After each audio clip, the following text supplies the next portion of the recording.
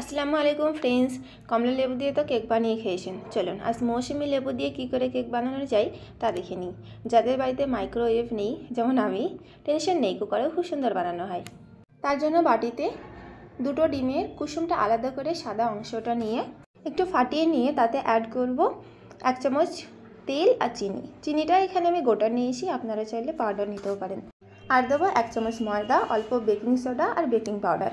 তারপর ডিমের কুসুমটা মৌসুমির খোসা ছাড়িয়ে বীজগুলো বার করে মিক্সিতে পেস্ট করে একটা গাঢ় জুস বার হবে এরকম, ওটা অ্যাড করব। সবগুলো ভালোভাবে মিশিয়ে নিয়ে লাস্টে লবণ আর মৌসুমি লেবুর বাইরের খোসার সুগন্ধিযুক্ত অংশটাকে একটু ঘষে বার করে রেখেছিলাম, ওই জেসটাকে অ্যাড করব।